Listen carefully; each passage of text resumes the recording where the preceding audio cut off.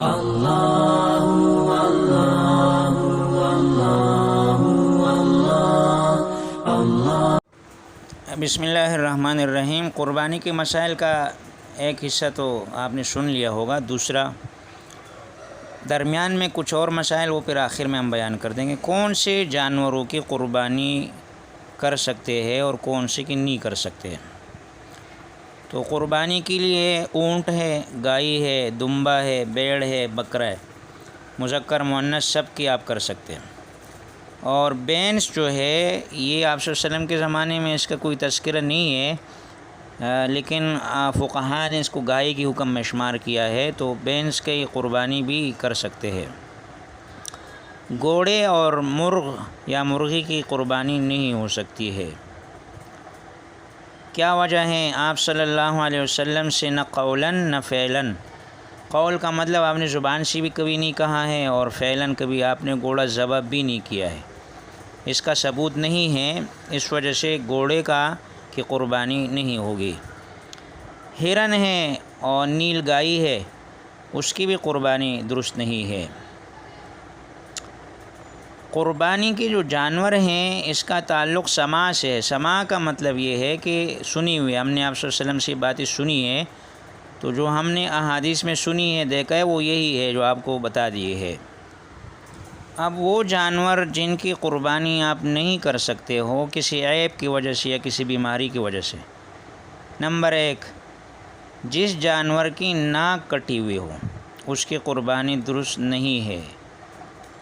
جس جانور کی زبان کٹی ہوئی ہوں، جس کی وجہ سے وہ چارہ اور گھاس وغیرہ نہ کھا سکے، تو اس کی قربانی بھی درست نہیں ہے۔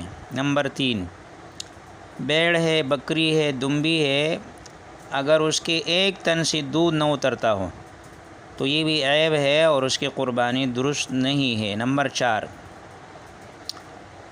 یہ جو بڑے جانور ہیں، بینس، گائے، اونٹنی وغیرہ، ان کی دونوں تنوں سے اگر دودھ نہ اترتا ہو تو پھر اس کی قربانی درست نہیں ہے، لیکن اگر ایک سے اترتا ہو تو پھر درست ہے۔ اسی طرح جس جانور کا تن کٹا ہوا ہو یا اس طرح زخمی ہو کہ بچے کو دودھ نہ پلا سکے تو اس کی بھی قربانی درست نہیں ہے۔ اور جس جانور کا مرض ظاہر ہو اس کی قربانی بھی درست نہیں ہے، زیادہ بیمار ہے اور وہ بیماری ظاہر ہے۔ اسی طرح اگر اونٹنی ہے، گائے ہے، بینس ہے اور اس کے جو اندر ایک تن خشک ہو گئی ہے تو اس کی قربانی جائز ہے، لیکن اگر دونوں تن جو ہے وہ خشک ہو جائے تو پھر اس کی قربانی جائز نہیں ہے۔ خنثی جو بکرا ہوتا ہے، اس کی خنثی کا مطلب یہ ہے کہ نہ وہ مرد ہے نہ عورت۔ پرسوں کسی نے اس کی تصویر بھیجی تھی تو درمیان میں ہو، اس کی بھی قربانی درست نہیں ہے۔ خصی جانور کی قربانی جائز ہے بلکہ بہتر ہے۔ اس کی وجہ یہ ہوتی ہے کہ جو خصی جانور ہوتا ہے ایک تو اس میں پہلوان ہو جاتا ہے، طاقتور ہو جاتا ہے، ایک وہ اپنی پیشاب وغیرہ نہیں پیتا ہے۔ یہاں شیعہ حضرات اس پہ کافی احتجاج کرتے ہیں اور وہ کہتے ہیں کہ یہ کیسا، یہ بھی تو عیب ہے۔ تو یہ ایسا عیب نہیں ہے جس سے جانور کو نقصان ہوتا ہے، بلکہ اس سے اس کو فائدہ پہنچتا ہے، اس وجہ سے خصی جانور کی قربانی وہ درست ہے۔ جو جانور اندھا ہے،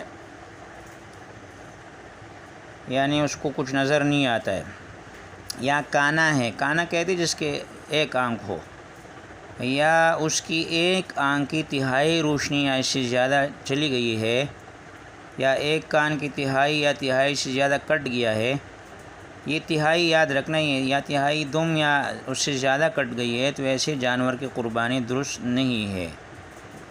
مطلب یہ ہوا اندھا جانور ہے یا اس کا اکثر حصہ کان کا یا یہ کٹ گیا ہے۔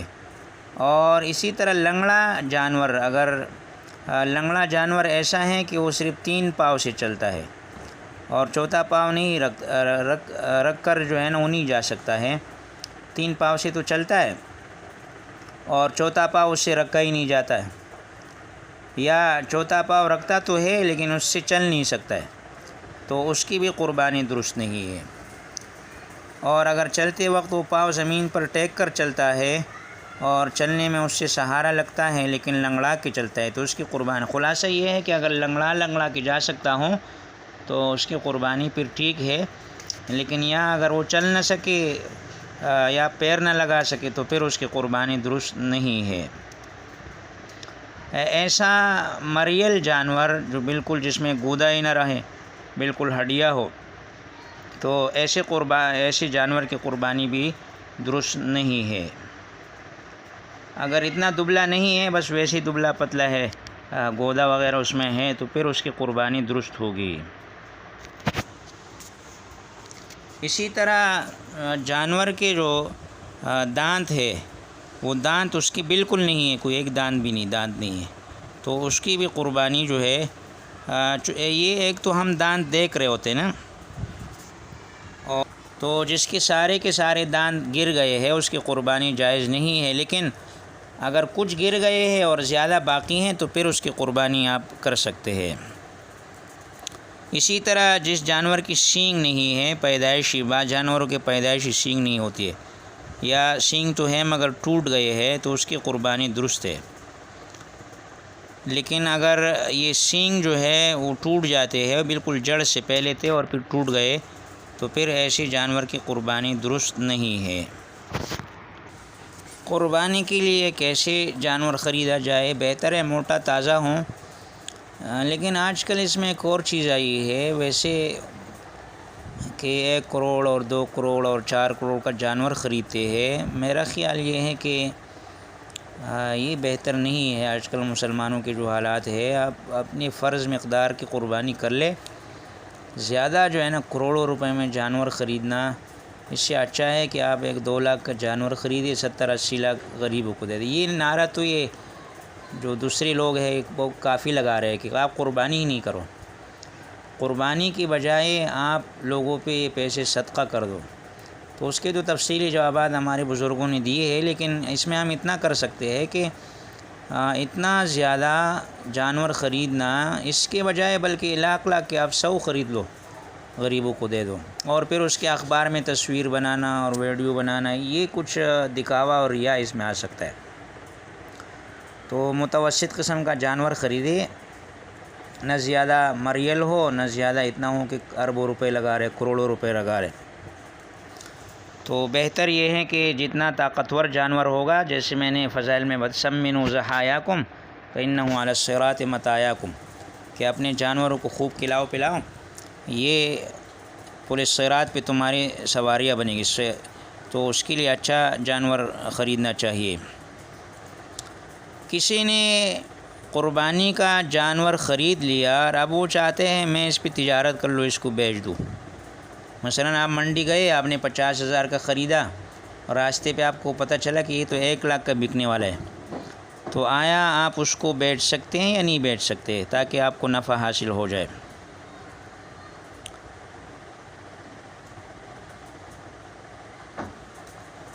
ایسی صورت میں پہلے تو یہ بہتر نہیں ہے کہ آپ بیچ دیں، لیکن اگر آپ نے بیچ دیا اور زیادہ جو پیسے مل گئے ہیں اس کو پھر آپ خیرات کر دیں.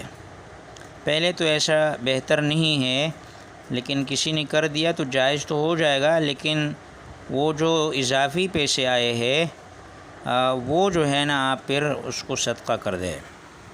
کسی نے جو ہے نا ایک جانور خریدا اور بعد میں اس کو معلوم ہوا کہ یہ تو چوری کا ہے، تو اس میں 2 صورتیں ہیں. اگر وہ چور سے انہوں نے خریدا ہے تو پھر جائز نہیں ہے، لیکن کسی اور سے خریدا ہے، اور یا یہ ہے کہ آپ نے ذبح کر دیا اور ذبح کے بعد اصل مالک کا پتہ چل گیا اور اس نے اجازت دے دی، تو ایسی صورت میں بھی پھر آپ اس کی قربانی، اس کا گوشت کھا سکتے ہیں.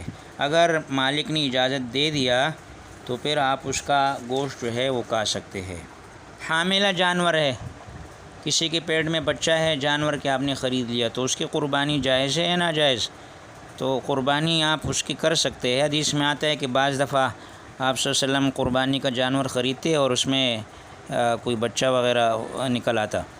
تو لیکن شامی وغیرہ میں لکھا ہے کہ اگر قریب الولادت ہے، یعنی بچے کے پیدا ہونے کی دن قریب ہے، تو پھر بہتر نہیں ہے، مکروہ ہے ایسے جانور کی قربانی کرنا. جانور کے پیٹ سے جو بچہ نکل آتا ہے اگر وہ زندہ ہے اس کے ساتھ کیا کرے؟ تو اس کے بارے میں آپ کو اختیار ہے۔ آپ صلی اللہ علیہ وسلم نے فرمایا اگر دل چاہے تو ذبح کر دو، اور چونکہ اس کے ذبح کا بھی وہی طریقہ ہے جو عام ہے، تو آپ صلی اللہ علیہ وسلم نے فرمایا اگر دل چاہے تو ذبح کر کے کھا لو۔ یہ ابو داؤد کی روایت ہے۔